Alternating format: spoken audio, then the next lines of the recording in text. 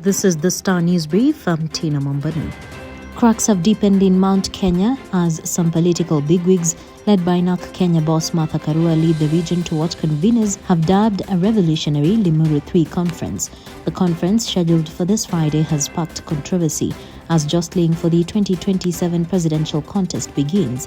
In what confirms division even within the ruling Kenya Kwanza, the Public Service Cabinet Secretary Moses Kuria has signalled his intention to attend the meeting. Deputy President Rigathi Gachagua and National Assembly Majority Leader Kimani Ichung'wah have dismissed the meeting as inconsequential. According to the DP, the organizers should abandon the idea and instead approach his office for solutions to their concerns. Get a copy of The Star by subscribing to our e-paper for only 40 shillings by logging on to www.mgazzetti.com. Dorothy Kweyu longs to meet Nadia, the widow whose husband was accidentally killed by her son, and give her a tight, warm embrace. Kweyu told The Star that for the 13 years that her firstborn of 9 children has been behind bars with execution on the table, she has never been peaceful. Distress and anguish have been a part of her, and at some point even eating was a problem. The son, Stephen Munyaho, emigrated to the oil-rich Middle East country in search of a better life some 28 years ago. But in 2011, when he worked as a warehouse manager, a fight broke out pitting him and a Yemeni national living in the country named Abdul Halim Mujahid Makrad Saleh, who stabbed Munyaho on his right thigh and thumb. Farmers whose crops and livestock were destroyed by floods have been dealt a blow after the government ruled out any plans to compensate victims. The disclosure was made in a written response to the Senate following a query by Tana River Senator Danson Mungatana on the government's plans to compensate farmers. Agriculture PS made the remarks during the distribution of 5,000 avocado seedlings to farmers in Chepsir in Kipkelion East Constituency, Kericho County on Sunday.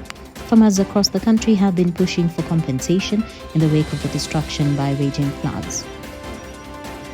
Azimio la Umoja has directed its members to shoot down the proposed Finance Bill 2024 as it hints the possible return of street protests if the punitive document is passed. The coalition also issued a 2-month ultimatum within which the 8 bills accompanying the National Dialogue Committee report must be finalized.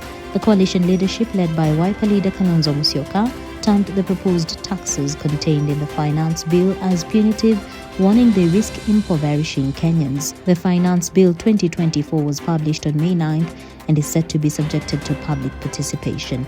Members of the public have up to May 28th to give their views on the proposals.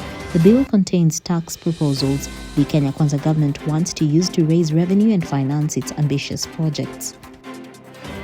And I recently came across a news item that had the headline, "If you have not begun to campaign for the 2027 election, you have already lost," or something like that. It is the kind of headline that might normally have been regarded as something of a joke.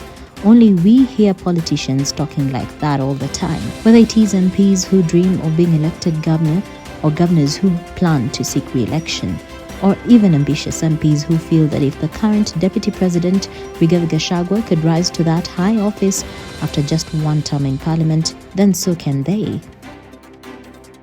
Get a copy of The Star by subscribing to our e-paper for only 40 shillings by logging on to www.mgazzetti.com.